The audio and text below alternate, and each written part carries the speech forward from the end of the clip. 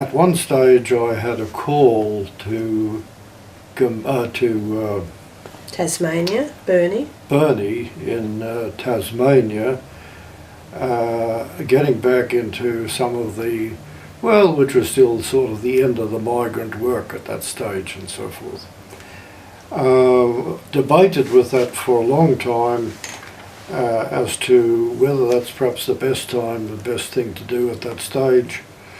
Felt that we were just in that section of work at Alma Park, Alma Park and Walla Walla, that needed to be carried through a bit further, especially with the Bible overview and the usage of lay folk in that kind of thing and so forth. So you declined the first one? So at the last minute almost, when I couldn't come to a real decision, I declined that call to Burnie, Devonport.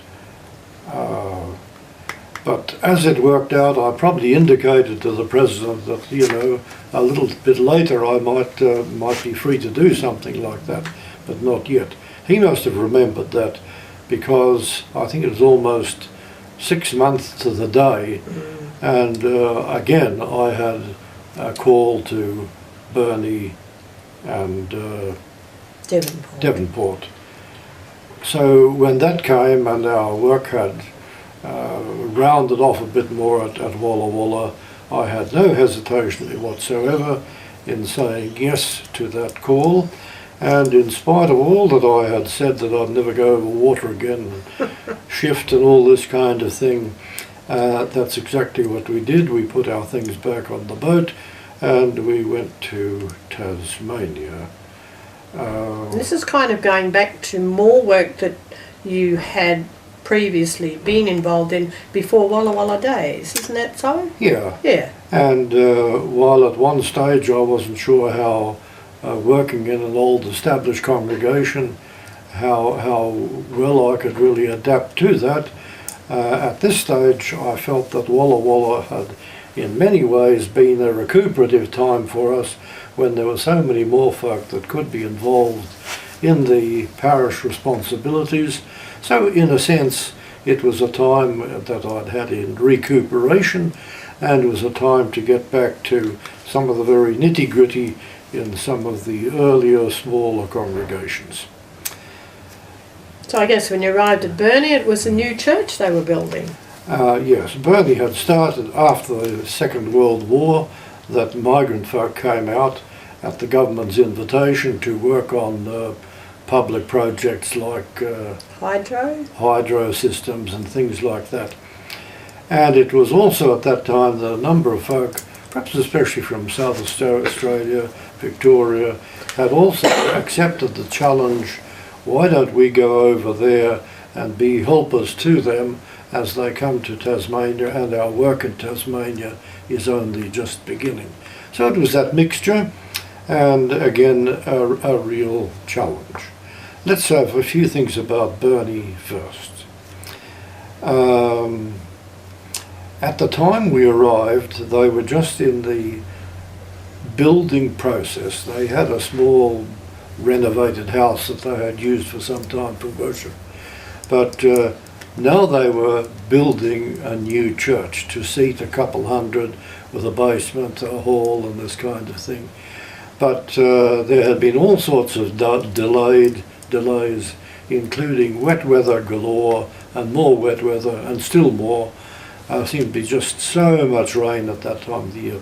So when we came to Burnie and looked at this church block, it looked like two swimming pools, one on top of the other. Water simply lying on the top story, water lying on the bottom, and in between were just a few poles of posts that kept the whole thing apart.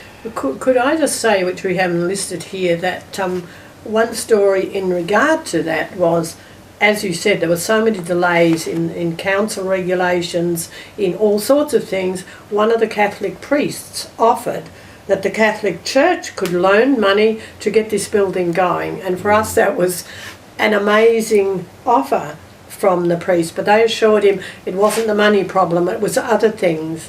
But I thought, what a generous spirit. Yeah. it was still in a stage where there was a lot of spade work to be done, no doubt about that. And the other end of the parish, Devonport, had been, well, we had a portable, no, not here, I suppose it was a sort of portable building. Little chapel. Had been there for a number of years, bought by Lutheran Church of Australia, I guess, or something, Victoria, whatever. And but there we had very little support from folk who had been active members of a congregation anywhere, and folk from South Australia or Victoria didn't seem to be attracted to that area. Oh no, there were some exceptions. We had a doctor and his wife there and so forth. But it was left much more to migrants only, plus the pastor doing what he could from Devonport, which is, I don't know how far apart, about a mile apart at that stage. Not a mile apart, an hour away at that time. Getting back to Burnie, I guess you talked about the kind of people that were there from migrants, or some from the mainland had moved over. I think we're also blessed there by these Americans again to come to our mind. The cheesemaker, no, he was a Frenchman. That's right, but he had been in America. And the other one was Severides, who were in America too. And they were great people in that church at that time, and very appreciative of their input and their, it was a terrific time working with them. Yeah. I might just say a little bit about Devonport before I go any further. Devonport had been a congregation, but had real difficulties in somehow getting it was just a handful of people there, weren't there? A handful of folk. Real handful. And many of the migrants who came were under government limitation, in the sense that they were promised work for 3 years, and after that it was over to them where they worked and so forth. So a number of folk had left. There were all sorts of ups and downs. But it was listed as one of the congregations or preaching places that we would be serving, and but there were no details given in the call what was happening there, how many members, what the worship attendance was, and these sort of things. So I especially wrote to find out, well, what's really happening there. So after a few weeks they send me a reply to say that well, they'd really only met for worship 4 times in the last year, and that's what I thought was perhaps the situation. And they had met because that's where they would have their call meeting, so it was at a time but a call meeting over those last 6 months particularly. And what about the future? Well, there was nothing there either as to what might happen. So the big question was, what are we going to do there? Are we going to try to revive this again and get it working as a congregation? Or are we simply going to say, well, it just hasn't done anything in the last 12 months, let the whole thing die? And we came to a decision in the first week or two to think about it, pray about it, talk about it, and see after that. So they thought perhaps after about 6 months we'll make a decision. I think it was a bit before that already. As I looked to see who was there and who had been attending, that why don't we give it a go, and give it a go as the best way we possibly can. Let's move from an occasional service to a regular service every Sunday. I guess some folk thought we were absolutely crazy, but they thought, well, I guess it's probably worth it. So that's what we decided to do. And it was very soon after that Alan Mackenzie, a teacher in the public school system in South Australia, and our son-in-law, was taking his long service leave, and he made the offer, why don't we come across there for 6 months? And they talked about it, the husband and wife talked about it, and felt that would be possible. They talked it over with some of the folk in South Australia, who said 6 months isn't long enough. Why don't you ask the school set up, whether you couldn't perhaps take a year off as a special occasion. Well, however it all worked out, they offered to come for perhaps a year or something like that. And so 20 years later, they're still living in Devonport. Many more than 22. Yeah, it's over that. About 25. So, and much of that time they spent working for us, much of us at their expense initially, but later they came into the system and so forth. But I was going to say, it made such a difference to have people living in Devonport with relational skills. They got many people together with children's ministries, women's groups, part of the music team in the church. It made a huge difference. And for quite some years it really grew. Very different from trying to work it from too far away. Hours travelling away and that kind of thing. And you had so much to do in the Burnie area. Yeah, that was still pretty raw there. That's too. right. So I often wonder, no, let me just talk about the attendances then. So from, 4 services 1 year to regular Sunday worship was a big change. But as we worked at it, and Alan and Karen, our lay workers there, worked with us, they spent the time in Devonport mainly, and I spent quite a bit more time in Burnie. But the attendances picked up quite quickly, really, when I stopped to think about it. They did. We were there for, 7 years or something. But so we weren't very far into the track, maybe 2 years, 3 years, I don't know what. And on any given Sunday we could expect maybe 70, maybe 80 folk, men, women and children, at a service. And that was holding pretty regular, even got to the point where we extended the church by putting a sort of L-shaped thing on the end, put a porch on the front. You didn't get blown out when you got out the door. And then another year or so later, then they decided to buy another building, renovated it. So, there were certainly blessings from that, working more intensively over a period of time. Much of that was time fairly voluntarily given, or with minimum amount of payment, whatever. Could we say the volunteers in both of those churches were amazing? The works they did, especially in Devonport, with those buildings, the hours that people put in painting and carpeting and all of those things was amazing. But as time went on, and we started worked in another parish and so forth, it hasn't all continued the way we hoped it might. No. But at least it showed that worked differently, maybe there are possibilities, and they're probably worth thinking about even today if we open areas for new congregations and the like. Maybe there are different ways in which we have to look at things or re-look at things as to possible ways of working. And it's interesting when you look back on that history again, if you think of Martin and running into Dave Anderson and where that went to, think of Karen and Alan wanting to serve the Lord, and they come over for a short time and they're still there, and their whole life is sort of Tasmania. So it's interesting how that happened too. So that's just briefly the setup between, after the Walla Walla parish thing, which was in a sense a real recuperative time for us. And I think there were many blessings. Certainly many individuals were blessed.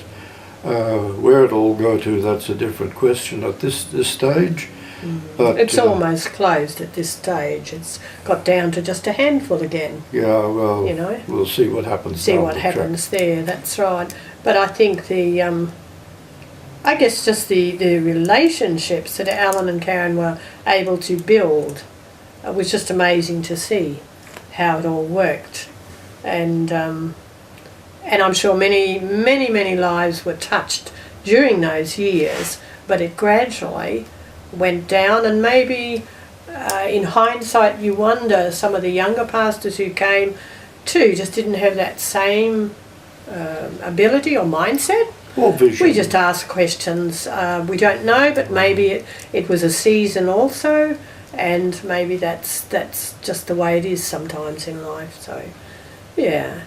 And by that time I had turned 60, and people were saying that at 65 we should retire, and so you don't want to make a too short a parish ministry anywhere. On the other hand, though, people were afraid that if we went over 12 years then we'd become a nuisance rather than a help, and there were all sorts of things like that running around at the time. So we had looked at pros and cons. No decision was made at the time, but I think all I need to say is that in a month or two after those discussions, I had a call to Gumbungie Maclagan in South Queensland, half an hour or so out of, well, half an hour out of Toowoomba. And there were particular needs that they had at that stage that I was asked to consider, and accepted that challenge. And so Burnie and Devonport called to continue their work there, but over the years things often can change and often do change, and that's it. But I think you just wanted to say one thing when you were asking about the missions director and asking about whether you should stay longer in Devonport. You've been there nearly 8 years, Burnie Devonport, and at your age. And he said, well, I can tell you, if you only got about 5 years to go, sometimes congregations will snap you up because they know they have no more than 5 years to have you. I think that encouraged you anyway, that you could do some good somewhere else. It's not that congregations wouldn't want you, because sometimes they too don't always want a pastor to stay too long, maybe. So that was just a helpful thought, I think. So it was just interesting, and I guess the Lord's in there working, even though we don't know the pros and cons of some of those things, until the whole event has been worked through and is finished, and then we perhaps say, maybe we could have done this or should have done that, or could have thought of this or could have thought of that, or something like that. But I think we grew to love Tasmania as a beautiful state of Australia, which we knew nothing much about before either, and I think that was also a blessing in that time. So. And I think at the same time a real heart for so many of those migrant folk who just hadn't had an opportunity, you might say, in many ways in life, through war years and all kind of things. That I found a delight to work there, even though it was often stressful. Was often hard work. But with a parish worker, that made a huge difference. And I still wonder whether, when we start things today, whether we shouldn't look at some different ways possible ways of starting, especially when you're starting new areas and that kind of thing. But of course, eventually Karen and Alan went to full-time work in the school and so forth, but they were still valuable people in a church. So that was just joy, and I guess for us a joy to be closer to some young grandchildren for change. That was just a delight as we spent time there with them. A lot of games and things in their backyards and birthday parties that we missed out on other grandchildren, so that was very special. But now it's time to move on to our last parish, as you said, the 7th parish coming up. That's a perfect number.